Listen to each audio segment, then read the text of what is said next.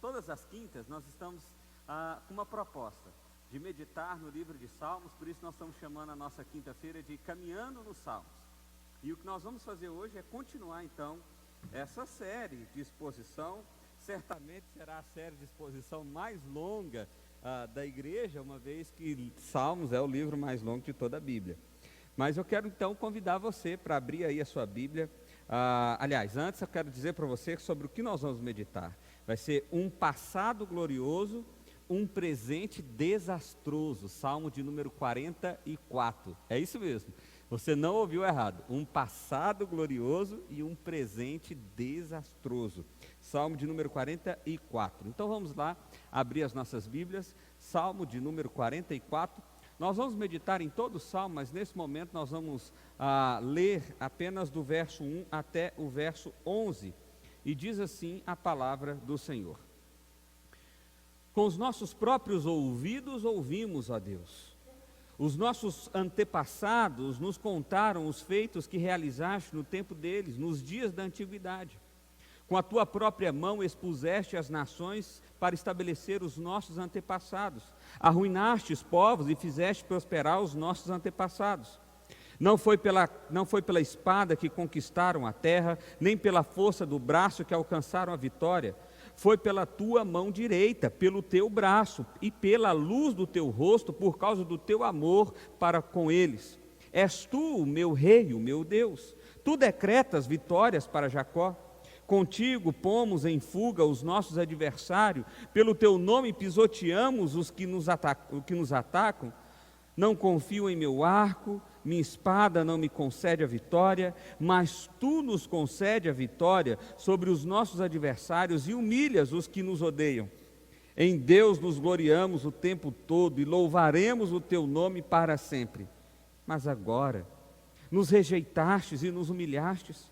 Já não sais com os nossos exércitos, diante dos nossos adversários fizeste-nos bater em retirada, e os que nos odeiam nos saquearam. Tu nos entregastes para sermos devorados como ovelhas e nos dispersastes entre as nações. Vamos orar mais uma vez? Feche seus olhos. Pai, obrigado, Deus, pela tua palavra, pela tua instrução, pela tua graça, Deus, que nos alcança dia a dia, Deus. Nós clamamos a Ti, que o Senhor fale conosco por meio desse texto, ó Deus, que o Senhor venha de encontro com os nossos corações, ó Pai, e que assim, ó Deus, o Senhor possa nos confrontar, nos edificar, trazer respostas, ó Pai, e encorajar o nosso coração. Eu peço ao Senhor que o Senhor me use pela Tua graça e pela Tua misericórdia como Teu instrumento nesse momento. É a oração que eu faço a Ti em nome de Jesus. Amém. Meus irmãos, o Salmo de número 44 foi um salmo escrito e dado aos irmãos de Corá, que era uma espécie de supervisores dos músicos daquela época. E o que está acontecendo aqui é o seguinte: o salmo todo, a gente leu aqui que havia uma parte em que o rei ou a pessoa que escreveu aqui, o salmista, está exaltando a Deus, entendendo que Deus é o grande rei deles, é quem realmente deu a vitória sobre outras nações, sobre guerras, etc. Mas você viu ali que a partir do verso 9, ele dá o mais ali, mas o Senhor não rejeitastes. A história desse salmo é uma história de fracasso, é uma história de um passado glorioso, mas de um presente desastroso, de um momento de derrota. O que aconteceu aqui é que houve algum tipo de derrota como nação. A ideia aqui, e é por isso que tantas vezes aparece a ideia de plural aqui, do povo falando, a ideia aqui é que tantas vezes o povo de Israel, vitorioso por causa das mãos do Senhor, agora, em dado momento, que a gente não sabe precisar exatamente qual é, houve alguma derrota desastrosa. A ideia de uma campanha militar, então eles perderam, de certo, uma guerra, ou uma tentativa, ou uma invasão que se houve. A gente não sabe bem as circunstâncias, mas o fato é que eles perderam, eles foram destruídos, eles foram derrotados. E às vezes, meu irmão, é difícil lidar com esse sentimento de derrota, é difícil lidar com esse sentimento de fracasso, é difícil pensar nas dores e nos dias maus, sendo que a gente percebe a presença de um Deus tão bom, tão grandioso. E todo esse salmo, e eu tenho dito aqui, quinta após quinta, que o que me encanta nos salmos é justamente o fato de que os salmos é uma exposição da alma humana diante de Deus. É justamente a exposição do interior, daquilo que tem de mais profundo no coração diante de Deus, sem solenidades, muitas vezes sem cuidados até com as palavras, mas é justamente uma abertura de coração inteira e completa para o Senhor. Porque sim, nós podemos e devemos nos relacionar a Deus com sinceridade, expondo o mais profundo dos nossos corações para com Ele. Mas então vamos pensar algumas coisas aqui nesse texto. A primeira delas que esse texto nos apresenta é a ideia de um passado glorioso. Olha só o que o texto diz do verso 1 até o verso 3. Diz o seguinte: com os nossos próprios ouvidos ouvimos a Deus. Os nossos antepassados nos contaram os feitos que realizaste nos tempos deles e nos dias da antiguidade.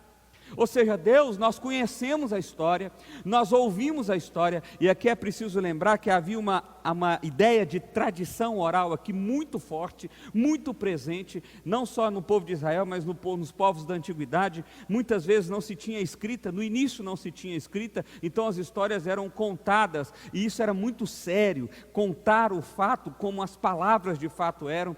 Então o que está acontecendo aqui é que eles estão olhando para o passado, eles estão olhando para a história, e eles estão lembrando: Deus, mas a nossa situação parece que é muito diferente da situação do passado.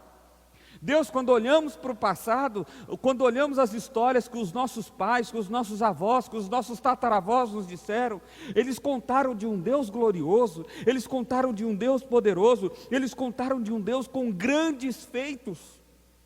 O texto continua, olha só: com a tua própria mão expuseste as nações para estabelecer os nossos antepassados, arruinastes os povos e fizestes prosperar os nossos antepassados.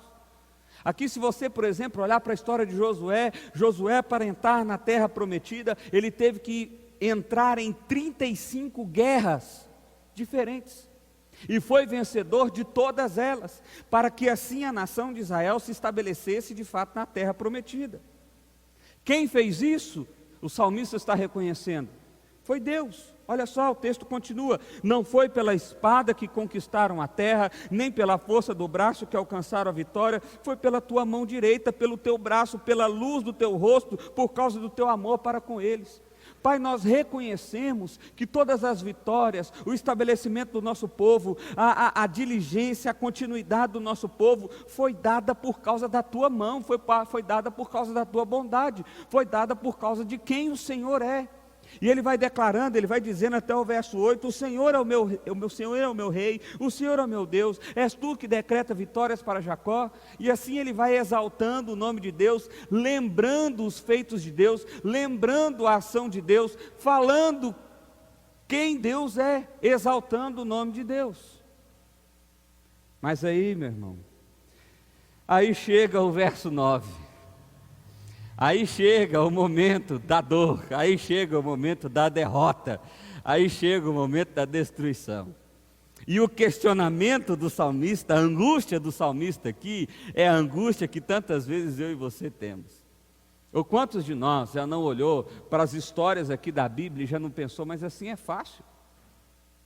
Moisés batia o cajado, o mar abria, tinha nuvem de dia, mas caía comida do céu. Assim é fácil. Abraão falava direto com Deus, mas desse jeito aí, Jeremias tinha muitas visões. E a gente olha para o passado, e às vezes um passado até mais recente, do Novo Testamento, mas Jesus veio, Jesus fez milagres, Jesus ressuscitou pessoas, Jesus fez cegos enxergar, Jesus fez surdos ouvir, Jesus fez paralíticos andar. E agora? Nós muitas vezes olhamos para o passado, olhamos até mesmo para o nosso passado, para as nossas experiências com Deus, para aquilo que Deus fez e realizou em nossas vidas, E tantas e tantas e tantas e tantas e tantas vezes nós nos perdemos no passado e deixamos de aproveitar aquelas histórias justamente para animar o nosso coração. O que está acontecendo aqui agora, meu irmão, é justamente o que acontece comigo e com você. Aliás, é bem possível, eu pesquisando sobre o Salmo 44, é muito difícil achar alguém que tenha exposto esse Salmo. É raro as pessoas que fizeram isso, e as que fizeram até o verso 8, onde as coisas são maravilhosas, onde só exalta o nome do Deus, ou o nome de Deus. Mas olha só o que diz a partir do verso 9, acompanha aí comigo nesse slide. Se o passado foi glorioso demais, em segundo lugar o texto nos apresenta um presente desastroso. Ele diz assim: mas agora nos rejeitastes e nos humilhastes, já não sais com o nosso exército. É como se o povo estivesse dizendo, o salmista estivesse dizendo: Senhor, antes as vitórias que nós conseguimos pelos seus braços, conseguimos porque o Senhor foi adiante de nós, conseguimos porque o Senhor nos fez vitoriosos. Aliás, não foi nós que vencemos, nós não confiamos na nossa espada, nós confiamos em Ti. Mas agora, Senhor, agora eu estou perdendo as batalhas, agora eu estou saindo derrotado. Senhor, o Senhor não vai mais nas minhas lutas. Você já teve esse sentimento, meu irmão? Senhor, o Senhor não está mais comigo. Senhor, parece que o Senhor não se importa mais com as lutas que eu estou travando. Você já teve esse sentimento? Esse é o sentimento do salmista. Ele continua: diante dos nossos adversários fizeste-nos bater em retirada, os que nos odeiam nos saquearam, tu nos entregastes para sermos devorados como ovelhas e nos dispersastes entre as nações, vendeste o teu povo com uma ninharia, nada lucrando com a sua venda. A ideia dele aqui é: Senhor, o que o Senhor está ganhando com isso? Permitindo que os inimigos nos derrotem, permitindo que nós sejamos derrotados nas nossas empreitadas de guerra, permitindo que as nossas batalhas não sejam vencidas. Ele diz: é como se estivesse vendendo o seu povo por uma ninharia, não vale nada, não está lucrando nada com isso. O que o Senhor está ganhando com isso? É o clamor do salmista, é o desespero do salmista. O que o Senhor está ganhando com isso? Meu irmão, perceba que esse sentimento às vezes já rondou o nosso coração e talvez esteja de fato rondando o seu coração. Deus não se importa comigo, Deus não se importa com as batalhas da minha vida, Deus não está presente nas lutas que eu estou lutando. E a pergunta é: o que Deus está ganhando com esse meu sofrimento? É a mesma pergunta que Jó fez, por exemplo. Tu nos fizestes objeto de vergonha dos nossos vizinhos, de zombaria e menosprezo dos que nos rodeiam. Está todo mundo, Deus, zombando de nós. Está todo mundo, Deus, menosprezando, nos humilhando. Nós viramos agora nada. Aquele passado glorioso, vitorioso, aquele passado em que o nosso povo se fez grande, em que o Senhor foi o nosso braço forte, em que não foram as nossas espadas que venceram, mas foi o Senhor quem venceu, parece que ele ficou para trás. Adam Clarke, um comentarista, ele diz o seguinte: agora o passado pode ter parecido somente com histórias românticas, porquanto descrições rebrilhantes sobre os antigos dias, que falavam em vitórias e glórias, pareciam não ter aplicação à situação presente. Tantas vezes, meus irmãos, é assim que nós pensamos. Alguém nos fala sobre o Evangelho, alguém nos diz sobre o Evangelho e diz: olha, você é pecador, o seu coração é mau, você precisa ser salvo, você precisa ser redimido. Olhe para a sociedade, olhe para o mundo, observe que nada vai redimir o mundo, observe que dia após dia nós podemos ter mais conhecimento, mais tecnologia, mais cultura, mais história, mais experiência, e ainda assim a sociedade não melhora, ainda assim a sociedade não evolui. Parece, na verdade, é que nós estamos caindo. Parece que todos os sistemas já pensados, filosóficos, ideológicos, políticos, não contribuíram de fato para uma melhora social. Nós mudamos de esquema, nós mudamos de ideologia, nós mudamos de filosofia, mas a verdade é que o caos continua instalado na nossa sociedade. O caos continua instalado nas nossas vidas, o sofrimento é presente. E aí você pergunta onde está Deus nisso tudo? E quando você personaliza esse sofrimento, quando é a sua dor, quando é a sua batalha, quando é a notícia de uma doença terminal, quando é a notícia de que a empresa não vai prosperar, quando é a notícia de que o emprego se perdeu, quando é a notícia de que um desastre se instalou, nós perguntamos: aonde está o nosso Deus que não está lutando as nossas batalhas? Aonde está o nosso Deus que não está à frente das nossas pelejas? Parece que o passado glorioso que nos é contado de um Deus que se fez carne, de um Deus que curou coxos, curou paralíticos, curou cegos, surdos, mudos, curou pessoas que estavam doentes há muitos anos, restaurou dignidade de pessoas, transformou vida de pessoas. Parece que essa narrativa é muito distante da nossa realidade, uma vez que estamos envolvidos à dor. E esse é o sentimento do salmista. É isso que ele está falando para o Senhor. Ele está reconhecendo que Deus continua rei, ele está reconhecendo que Deus continua soberano, ele está dizendo: foi o Senhor, tu nos entregastes, nada tem lucrado, tu nos fizestes objeto. Ele está reconhecendo que a soberania de Deus está instalada, ele não está dizendo que Deus saiu do trono. O que ele está tentando entender é: o que Deus está ganhando com o meu sofrimento? Essa é a pergunta de $1 milhão, né? Essa é a pergunta difícil de responder. Mas antes da gente responder, vamos caminhar só mais um pouquinho, olha só. Porque existe mais um elemento aqui. Olha só, ainda nesse ponto, um presente desastroso, mas agora nesse próximo slide, preste atenção. Nossos corações não voltaram atrás, nem os nossos pés se desviaram da tua vereda. Todavia tu nos esmagastes e fizeste de nós um covil de chacais, e de densas trevas nos cobristes. Se tivéssemos esquecidos o nome do nosso Deus e tivéssemos estendido as nossas mãos a um Deus estrangeiro, Deus não teria descoberto, pois Ele conhece os segredos do coração. Contudo, verso 22, por amor de ti enfrentamos a morte todos os dias, somos considerados como ovelhas destinadas ao matadouro. Talvez você estava pensando, na medida que eu estava contando a história aqui para você, lendo o texto para você, e pensando assim: pastor, mas esse deve ser um daqueles casos em que Israel pecou contra Deus, desobedeceu a Deus, não quis ouvir a voz de Deus, e foi por isso que Deus permitiu que eles fossem punidos. Não é esse o caso aqui? Não. Aqui, especificamente nessa situação, não é esse o caso. Aliás, o reconhecimento do salmista é diferente. Ele fala de um passado glorioso, ele fala do presente desastroso, do que ele está vivendo, e nesse presente ele diz: Deus, nós continuamos fiéis a ti. Nós não adoramos a deuses estrangeiros, nós não negamos o teu nome, nós não deixamos de fazer aquilo que o Senhor disse que era para fazer. E aí ele diz aqui, quando ele faz essas perguntas: Deus não teria descoberto, pois ele não conhece os segredos do coração. O salmista está dizendo: não veio nenhum profeta nos confrontar, a palavra do Senhor não chegou até nós para confrontar o nosso pecado. Então, se Deus soubesse de um pecado, Ele já teria dito, Ele já teria apontado, Ele já teria falado. Mas não era esse o caso, não era isso que estava acontecendo nesse caso específico. Pastor, mas que coisa louca!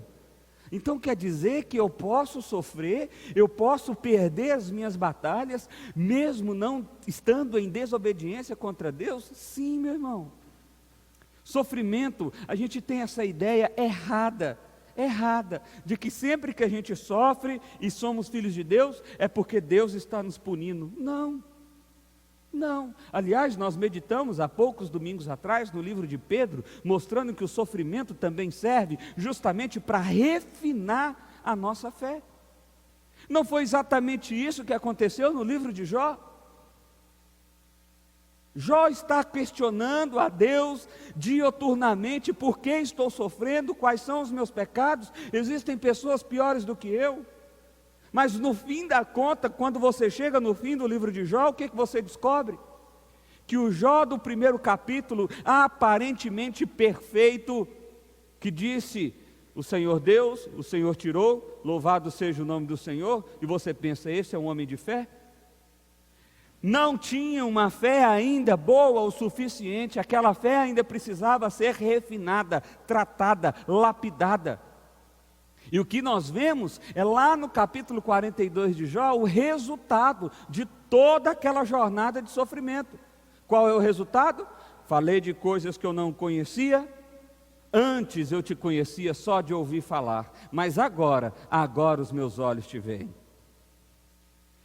A questão ali não era exatamente o tratamento específico de um pecado ou de vários pecados, ainda que Jó não fosse perfeito e ele tinha pecados com certeza. Mas a causa ali não era essa, a causa era um refinar da fé de Jó, a causa era aproximar o coração de Jó ao coração de Deus, a causa era gerar em Jó um conhecimento e uma relação com Deus que até então ele não tinha. Pastor, então você está dizendo que nesse caso desse salmo é isso? Calma, eu vou responder, calma. Na verdade eu não, o apóstolo Paulo vai responder. O que eu estou dizendo aqui para você é que nem sempre o sofrimento está alinhado à disciplina de Deus.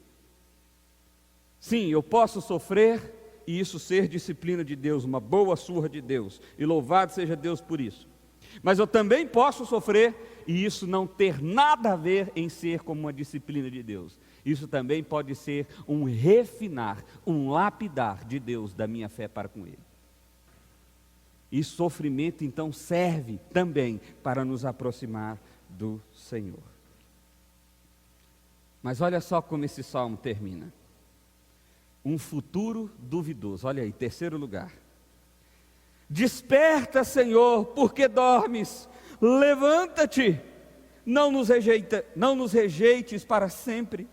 Porque escondes o teu rosto e esquece o nosso sofrimento e a nossa aflição. Fomos humilhados até o pó, nossos corpos se apegam ao chão. Levanta-te, socorre-nos, resgata-nos por causa da tua fidelidade. Deus, nós chegamos ao fundo do poço. Deus, nós chegamos ao pó. Deus, nós chegamos a justamente a última situação que poderíamos chegar. Pai, em nome de Jesus, aqui eles não disseram, mas levanta-te, nos socorre, Senhor, nos socorre, Senhor. A expressão do salmista aqui é, porque dormes? A expressão do salmista aqui é de que Deus estava dormindo, que Deus não estava se importando com a aflição, porque esconde o teu rosto, esquece os nossos sofrimentos e a nossa aflição. A ideia é como se Deus estivesse virado de costas para eles, virado o rosto e não estivesse atento ao sofrimento que eles estavam passando. Meu irmão, claramente, o que vem à nossa mente aqui é justamente aquela passagem que está lá em Marcos capítulo 4, de Jesus com seus discípulos no barco, e Jesus está dormindo, e uma tempestade começa, e a água começa a entrar no barco, e Jesus continua dormindo. Aqui é uma expressão poética da alma de alguém que está sentindo isso. Ali é uma expressão física daquilo que eles estavam sentindo. Um dos discípulos, que nós não sabemos quem foi, provavelmente Pedro, que era o dito líder, ou o mais falastrão, chegou a Jesus e disse: não te importa que morramos, não te importa que pereçamos. E acordou e chacoalhou Jesus, a fim de que Jesus fosse acordado. Aqui é como se o salmista estivesse fazendo a mesma coisa, só que com as palavras: Senhor, acorda, levanta. Por que o Senhor não olha a minha dor? Por que o Senhor não dá atenção às minhas aflições? Oh Deus, por que o Senhor não ouve o meu clamor? O interessante, meu irmão, é que esses são os últimos versos desse salmo. E o salmo termina sem uma resposta. O salmo termina sem uma resposta. O salmo não traz resposta nenhuma. Olha só o que Calvino diz a respeito dessa não resposta. Diz o seguinte: não compreendemos imediatamente o cuidado que Deus tem por nós. Os santos aqui suplicam que Ele se agrade em fornecer-lhes alguma evidência de que Ele não se esquecera deles, nem se delonga em socorrê-los. Mas, na verdade, devemos crer com toda firmeza que Deus não cessa de atentar para nós, embora pareça fazer o contrário. Calvino está chamando a atenção aqui para o fato de que Deus é o mesmo Deus que disse a Isaías que ainda que uma mãe abandone seu filho, Ele jamais se esquecerá de nós. É o mesmo Deus que diz que tem um pacto e um pacto de eternidade com o seu povo. É o mesmo Deus que veio e se fez carne, morreu na cruz, pagou pelos nossos pecados e venceu a morte. É o mesmo Deus que garantiu moradas eternas. É o mesmo Deus que aspergiu o sangue salvador sobre nós. É o mesmo Deus que nos elegeu entre muitos e nos colocou como seu povo. É o mesmo Deus que manifesta amor dia e dia. Não é porque Deus, em uma circunstância ou em um momento, aparentemente não está fazendo nada, que Ele de fato não está fazendo nada. Quando nós voltamos para a história de Marcos capítulo 4, de Jesus dormindo, você lembra o que aconteceu? Jesus se despertou, olhou para o vento, olhou para o mar, falou: aquieta-te, acalme-se. O vento se aquietou, o mar se acalmou, fez grande bonança. E o que aconteceu? Os discípulos ficaram assustados e perguntavam: quem é esse que até o vento e o mar lhe obedecem? Ué, pastor, peraí, parece então que aquela circunstância de Jesus no barco e todo aquele acontecimento serviu para revelar aos discípulos quem era Jesus, ou seja, que Jesus era o Deus encarnado. É isso mesmo, irmão, é isso mesmo. Muitas vezes, meu irmão, nós vamos passar pelo sofrimento, e isso não significa que Deus virou as costas para nós. Isso não significa que Deus não está presente. Quer ver uma coisa? Qual a resposta do Evangelho? Eu disse a vocês que é o apóstolo Paulo quem responde esse texto. Então eu quero trazer essa resposta para você. Olha aí projetado, Romanos capítulo 8, do verso 34 ao verso 39. Diz o seguinte: quem os condenará? Foi Cristo Jesus que morreu, e mais, que ressuscitou e está à direita de Deus, e também intercede por nós. Quem nos separará do amor de Cristo? Será tribulação, ou angústia, ou perseguição, ou fome, ou nudez, ou perigo, ou espada? Como está escrito, olha só, meu irmão, ele está citando agora o Salmo 44, o mesmo salmo que acabamos de ler. Por amor de ti enfrentamos a morte todos os dias. Somos considerados como ovelhas destinadas ao matadouro. São as palavras do salmista no versículo 22 do Salmo 44. Ele está reproduzindo e reinterpretando esse texto e trazendo luz sobre esse texto para nós. E aí Paulo continua dizendo o seguinte: mas em todas essas coisas somos mais do que vencedores, por meio daquele que nos amou.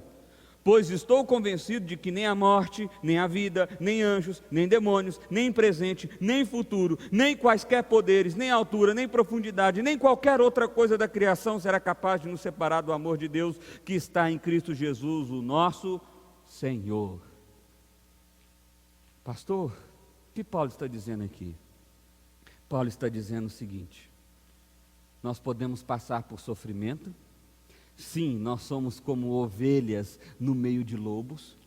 É como ovelha entregue ao matadouro. Essa é a nossa condição aqui de um mundo perverso e cruel. Mas isso não significa que Deus não está presente, porque nada pode nos separar do teu amor. Nada pode nos separar de quem nós somos nele. Nada pode separar o amor que Deus tem para conosco. Nada pode separar a adoção, a aliança, o pacto, o fato de que somos povo de Deus. Nada pode mudar essa condição, nada pode mudar essa situação. Então aqui nós estamos falando de uma terceira condição que o sofrimento pode gerar para nós. O sofrimento pode gerar em nós uma percepção de ausência de Deus. E Paulo está dizendo que o Salmo 44 é justamente isso que o salmista diz, que Deus estava ausente. Mas o que o Salmo está trazendo luz sobre esse Salmo para nós aqui é o seguinte, ele está dizendo, olha, o salmista um dia pensou que Deus estava ausente, mas Deus não estava ausente, Ele não estava dormindo, Ele não estava com o rosto virado, pelo contrário, Ele estava e continua estando, manifestando o teu amor nos propósitos que muitas vezes nós não podemos entender, mas o que nós precisamos entender é que nada pode nos separar do amor de Cristo. O que nós precisamos entender, que nem a vida, nem a morte, nem presente, nem futuro, ainda que você tenha um passado glorioso, ainda que você olhe para frente e pense com dúvidas sobre o dia de amanhã, nada pode te separar no tempo, no espaço, acima, abaixo, em lugar nenhum do amor e de quem Deus diz que você é. Você é alguém amado por Deus. Você é alguém amado por Deus, meu irmão. É isso que Paulo está dizendo, interpretando esse texto do Salmo 44. Mas eu quero trazer uma outra resposta do Evangelho, aliás, concordando com essa resposta, palavras de Jesus lá no Sermão do Monte. Olha aí, Mateus 5, verso 10 a 12, diz o seguinte: bem-aventurados os perseguidos por causa da justiça, pois deles é o reino dos céus. Bem-aventurados serão vocês quando por minha causa os insultarem, perseguirem e levantarem todo tipo de calúnia contra vocês. Alegrem-se e regozijem-se, porque grande é a recompensa de vocês nos céus, pois da mesma forma perseguiram os profetas que viveram antes de vocês. Jesus está dizendo o seguinte: olha, você quer passar pela dor e pelo sofrimento? Olhe para a eternidade que eu lhe garanto. Olhe para Jesus está dando uma fórmula de encorajar o nosso coração para justamente ultrapassar. Perceba que Jesus não está dizendo que Ele vai deixar a dor, que Ele vai parar a dor, ou que Ele vai mudar a situação. O que Jesus está dizendo é o seguinte: se vocês foram perseguidos pelo meu nome, que era como o salmista Salmo de número 44 estava dizendo, por amor ao Senhor nós somos perseguidos. É esse mesmo verso que o Paulo cita lá em Romanos capítulo 8. Jesus diz em Mateus capítulo 5, se vocês estão sendo perseguidos pelo meu nome, se há injustiça, se vocês são caluniados, insultados, lembra que o salmista diz que eles estavam sendo humilhados, que eles viraram motivo de chacota para as outras nações vizinhas. Jesus está dizendo, não se importe com isso. Não olhe para isso, não deixe o seu coração dar atenção a isso, pelo contrário, alegre-se e regozije-se ao saber quem vocês são, ao saber qual é a recompensa que lhe é garantida, ao saber que vocês são herdeiros dos céus. Alegrem-se! Pastor, que loucura! Então quer dizer que o sofrimento pode servir para me fazer olhar para a eternidade? Sim, é isso mesmo, é isso mesmo. E Jesus está dizendo uma palavra de coragem para mim e para você, uma palavra de ânimo para mim e para você, diante da dor. O que fazer então diante disso tudo, meu irmão? Vamos tentar concluir isso aqui. Em primeiro lugar, olha só, a história dos grandes feitos de Deus servem para nos mostrar e lembrar quem é o nosso Deus. Você nunca deve esquecer das histórias do passado, das histórias que estão narradas lá no Antigo Testamento, no Novo Testamento, ou mesmo das experiências que você já teve com Deus em dias anteriores. Aquele Deus que fez maravilhas é o mesmo Deus, ainda que você espere que Ele faça maravilhas hoje. Mas Deus nunca disse que iria ficar fazendo maravilhas e maravilhas e maravilhas e maravilhas. Ele disse que ia redimir o seu povo. Ele disse que ia salvar o seu povo. Ele disse que ia conduzir o seu povo para uma herança eterna. É isso que Ele disse. Muitas vezes nós confundimos os céus. Nós achamos que os céus é aqui, é agora, e que Deus tem que pelear, lutar, resolver todas as minhas batalhas. Mas não. Nós estamos num dia de dor, num momento de dor, numa circunstância de dor, o sofrimento faz parte da vida e nem sempre Deus vai resolver todas as suas batalhas. Isso não significa que Ele não é Deus. E olhar para o passado te ajuda a lembrar quem é Deus. Segundo lugar, o sofrimento do presente não revela um Deus distante, mas sim um Deus eterno. Pastor, por que Deus não resolve todas as minhas batalhas, todas as minhas lutas, todas as minhas angústias, aqui e agora? Porque se Ele fizesse isso, você já estaria no céu. Você quer saber como que Deus resolve todas as suas angústias, todas as suas lutas e os seus medos e todo o seu sofrimento? Quando Ele te leva para os braços dele, ou seja, da nossa perspectiva, quando a gente morre. É assim que Ele resolve todos os nossos problemas. Porque Ele nos faz vitoriosos sobre a morte. Ponto 3, olha só. Paulo interpreta esse texto mostrando que o sofrimento nos leva para uma realidade eterna. Paulo está dizendo o seguinte: olha, nada pode nos separar do amor de Cristo e vocês são mais do que vencedores. O que significa isso? Meu irmão, isso é muito importante. Tem muita gente que usa essa expressão, nós somos mais do que vencedores, para dizer que Deus nos dará vitória sobre todas as lutas e sobre todas as batalhas que nós enfrentamos hoje. Mas é muito pelo contrário. Paulo está usando esse termo, somos mais do que vencedores, para dizer que em Cristo e por causa de Cristo e pelo fato de que nós não podemos ser separados do amor de Cristo, nós somos mais do que vencedores, apesar das lutas, apesar do sofrimento, apesar dos dias maus, porque a nossa herança está na eternidade. Percebe? É justamente o contrário do que muitos afirmam. Quarto lugar, Paulo mostra que não existe sofrimento no mundo que nos separa do amor de Cristo Jesus. Nem anjos, nem demônio, nem presente, nem passado, nem profundidade, nem altura, nem dia quente, dia frio, nem chefe bom, chefe mau.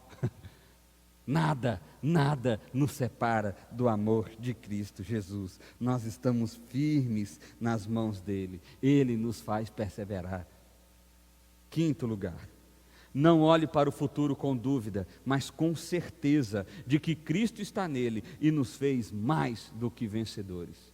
E aqui eu quero trazer à memória o texto que nós acabamos de ler de Mateus capítulo 5. Jesus diz: alegrem-se e regozijem-se, pois grande é a recompensa de vocês nos céus. A recompensa não é aqui e não é agora. A recompensa é nos céus. Alegrem-se nisso. Eu quero ler uma última frase, um último texto, uma última conclusão final dessa reflexão de hoje. Esse salmo nos mostra que, ainda que estejamos passando por sofrimento no presente, isso não significa que Deus nos abandonou. Afinal, nada pode nos separar do amor de Deus. Em Cristo somos mais do que vencedores e nossa vitória está na eternidade e não no agora. Lembre-se disso. Lembre-se disso. Perceba que o Salmo de número 44 termina sem resposta, mas ele foi de grande valia, de grande valor para Paulo trazer a interpretação que eu e você precisamos. Mostrar que muitas vezes nós vamos passar por dor, muitas vezes Deus não vai vencer as nossas batalhas e que tantas outras vezes nós seremos derrotados. Mas que nada disso demonstra que Deus virou as costas para nós. Não. Se passamos pelo sofrimento, nós suportamos. Por quê? Porque olhamos para a herança eterna que Cristo Jesus nos garantiu. Quero convidar você a fechar os seus olhos, vamos orar, vamos falar com o nosso Deus. Pai, obrigado, Deus, porque o Senhor nos instrui, obrigado, Deus, porque o Senhor mostra que o Senhor é o nosso Deus e que somos herdeiros de algo muito maior do que qualquer vitória que nós possamos conseguir aqui e agora. O Senhor nos fez mais do que vencedores. O Senhor nos fez os vencedores, ó Pai, e nós te louvamos por isso, nós te agradecemos, ó Pai, alegra o nosso coração, traz regozijo sobre o nosso coração, ó Pai, porque tantas vezes, como o salmista expressou aqui, ó Deus, o nosso sentimento é de abandono, o nosso sentimento é de distância, o nosso sentimento é de que o Senhor virou o rosto para nós, mas que a verdade que nós aprendemos hoje, que a palavra do Senhor que nos instruiu hoje, ó Deus, possa lá trazer aos nossos corações de que o Senhor é o nosso Deus e de que nada pode nos separar do Senhor. Nós somos os teus filhos. Obrigado, Pai. Nós te louvamos, nós te adoramos em nome de Jesus. Amém.